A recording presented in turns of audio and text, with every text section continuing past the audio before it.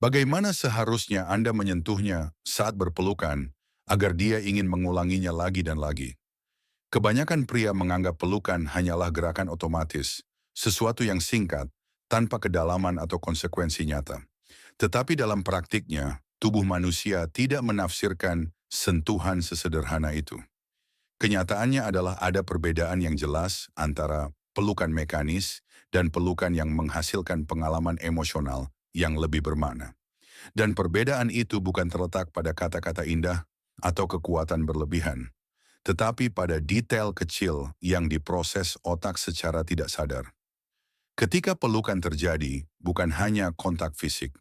Respons neurologis yang terkait dengan rasa aman, kepercayaan, dan koneksi juga diaktifkan. Kita berbicara tentang proses yang terkait dengan zat seperti oksitosin dan dopamin, yang secara langsung memengaruhi bagaimana seseorang menafsirkan momen itu secara emosional, bahkan jika mereka tidak dapat menjelaskannya dengan kata-kata. Yang penting di sini adalah memahami bahwa sebagian besar pengalaman itu terjadi di bawah tingkat kesadaran. Dengan kata lain, dia tidak menganalisis pelukan langkah demi langkah. Dia hanya merasakannya. Dan itulah mengapa detail tertentu dapat sepenuhnya mengubah persepsi momen tersebut. Hari ini Anda akan memahami bagaimana elemen-elemen ini bekerja. Bukan dari gagasan sihir atau interpretasi dangkal, tetapi dari pemahaman yang lebih terstruktur tentang perilaku manusia. Karena pelukan bisa terlupakan atau bisa menjadi sesuatu yang diingat tubuh tanpa perlu memikirkannya. Dalam banyak kasus, perbedaannya mudah terlihat. Ada pelukan yang terasa cepat, netral, hampir otomatis. Dua orang saling mendekat, terjadi kontak, dan dalam hitungan detik semuanya berakhir. Tidak ada ketegangan emosional, tidak ada kedalaman, tidak ada rasa permanen. Dan setelahnya pertanyaan yang terpendam tetap ada. Apakah itu berarti sesuatu atau hanya sekadar sopan santun sosial? Yang benar adalah biasanya tidak ada yang menjelaskan bahwa pelukan ketika dilakukan dengan niat dan kesadaran dapat menjadi alat yang ampuh untuk koneksi emosional. Bukan karena mengendalikan apapun, tetapi karena tubuh merespons sinyal-sinyal yang sangat spesifik yang menyampaikan kehadiran, keamanan, dan stabilitas. Untuk memahaminya lebih baik, ada tiga variabel mendasar: posisi kontak, tekanan, dan durasi. Ini bukanlah konsep abstrak, melainkan elemen fisik yang langsung diinterpretasikan oleh sistem saraf. Ketika ketiga faktor ini selaras, efek yang dirasakan berubah sepenuhnya. Mari kita uraikan menjadi 4 rahasia utama. Rahasia pertama adalah posisi tangan saat berpelukan, terutama di punggung. Ada perbedaan penting antara meletakkan tangan di pinggang atas atau menggesernya sedikit ke arah punggung bawah. Meskipun mungkin tampak seperti detail kecil, tubuh tidak menginterpretasikannya sebagai hal yang tidak penting. Punggung bawah dikaitkan dengan rasa bimbingan dan perlindungan yang lebih dalam.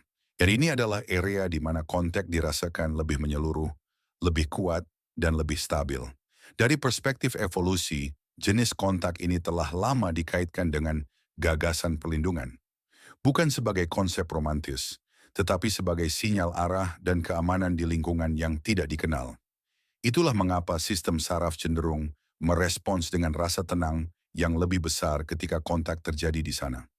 Sebaliknya, ketika tangan diletakkan lebih tinggi, rangsangan tersebut kehilangan intensitas emosional. Pelukan dianggap sebagai isyarat sosial umum, mirip dengan sapaan sopan. Pelukan tidak menimbulkan ancaman, tetapi juga tidak menunjukkan kedalaman. Penyesuaiannya sederhana, beberapa sentimeter dapat sepenuhnya mengubah bagaimana kontak tersebut diinterpretasikan. Ini bukan tentang mendramatisir isyarat, tetapi tentang memahami bagaimana variasi fisik kecil menghasilkan pembacaan emosional yang berbeda. Rahasia kedua adalah tekanan pelukan. Ini adalah salah satu titik di mana sebagian besar kesalahan terjadi, umumnya karena rasa tidak aman. Ketika seseorang ragu-ragu, tubuhnya mencerminkannya. Lengan tidak sepenuhnya merangkul, tekanannya ringan, hampir dangkal. Kontak tersebut tampak sementara, seolah-olah dapat berakhir kapan saja. Dan kurangnya, ketegasan itu jelas dirasakan oleh orang lain.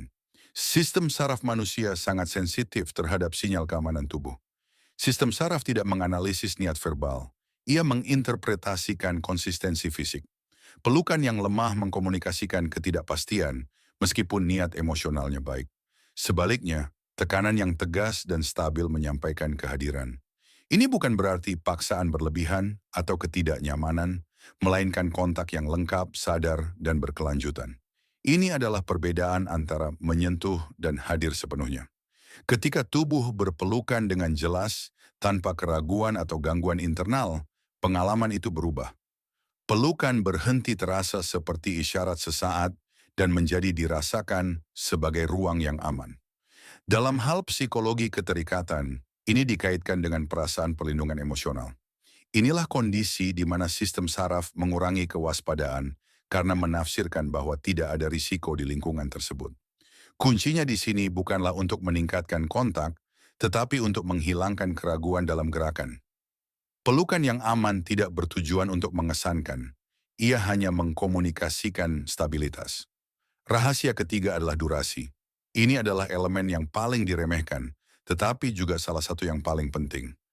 Pelukan yang sangat singkat, berlangsung 1 atau 2 detik, tidak jauh berbeda dengan salam formal. Ini fungsional, tetapi tidak menciptakan pengalaman emosional yang signifikan. Tubuh hampir tidak punya waktu untuk merasakan kontak sebelum berakhir. Setelah 3 atau 4 detik, transisi mulai terjadi.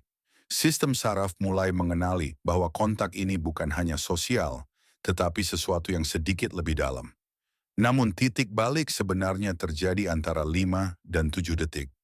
Dalam rentang ini, tubuh memiliki cukup waktu untuk rileks dalam kontak tersebut. Disinilah proses hormonal yang terkait dengan kepercayaan dan koneksi dapat diaktifkan lebih nyata, terutama oksitosin. Ini bukan berarti sesuatu yang luar biasa terjadi secara kasat mata, melainkan pengalaman internal berubah. Tubuh beralih dari mode interaksi ke mode pengaturan. Ketegangan berkurang, pernapasan stabil, dan rasa tenang yang lebih nyata muncul. Masalah utamanya bukanlah kurangnya kesadaran akan hal ini, melainkan rasa tidak aman pada saat itu. Banyak orang mengakhiri pelukan terlalu cepat karena mereka mulai menganalisisnya saat itu terjadi. Apakah sudah cukup? Apakah harus diakhiri? Apakah orang lain merasa tidak nyaman? Pikiran ini mengganggu aliran alami momen tersebut. Dan dengan mengganggunya, kemungkinan kontak mencapai kedalaman sebenarnya juga hilang. Mempertahankan pelukan selama beberapa detik lagi bukanlah sikap memaksa. Itu adalah membiarkan momen tersebut menyelesaikan siklus alaminya. Dengan latihan, waktu ini berhenti terasa terencana dan menjadi organik. Rahasia keempat adalah bagaimana mengakhiri pelukan. Detail ini seringkali paling terlupakan, tetapi juga yang meninggalkan kesan paling abadi. Banyak orang mengakhiri pelukan secara tiba-tiba. Mereka berpisah, menurunkan lengan, dan segera kembali ke ruang sosial normal mereka. Perubahan cepat ini memutuskan kesinambungan emosional momen tersebut. Sebaliknya, transisi seharusnya bertahap. Saat tubuh mulai berpisah, kontak seharusnya tidak hilang seketika, tetapi memudar perlahan. Gerakan yang sangat signifikan adalah sentuhan lembut pada leher atau rambut selama perpisahan. Ini adalah gerakan singkat, halus, hampir tak terlihat, tetapi sistem saraf mencatatnya dengan intensitas tinggi. Leher adalah area yang sangat sensitif karena secara naluriah dikaitkan dengan kerentanan dan pelindungan. Ketika kontak di area ini lembut dan tidak invasif, otak menafsirkannya sebagai tanda kepercayaan. Jenis rangsangan ini tidak hanya diproses pada saat itu. Ia meninggalkan semacam sisa sensorik yang dapat bertahan selama beberapa detik setelah kontak berakhir. Dan justru persistensi inilah yang membuat ingatan akan momen tersebut lebih kuat.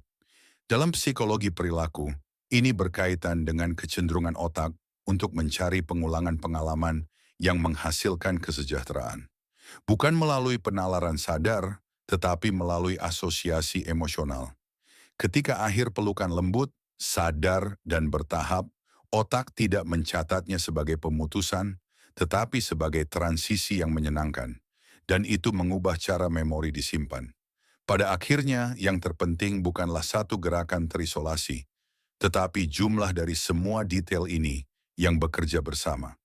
Posisi tangan, tekanan, durasi, dan cara berpisah tidak bertindak secara independen. Semuanya bergabung menjadi satu pengalaman tubuh. Dan pengalaman itulah yang diinterpretasikan oleh sistem saraf sebagai kehadiran, keamanan, atau sekadar formalitas. Itu bukanlah sesuatu yang dianalisis dengan logika sadar, tetapi sesuatu yang dirasakan secara langsung. Itulah mengapa perbedaan antara seseorang yang menciptakan kehadiran yang lebih berkesan dan seseorang yang tidak diperhatikan biasanya bukan pada gerakan besar, tetapi pada cara dia menjalani momen-momen sehari-hari ini. Pelukan pada kenyataannya bukan hanya sebuah gerakan. Itu adalah ruang singkat di mana dua sistem saraf berkomunikasi tanpa kata-kata.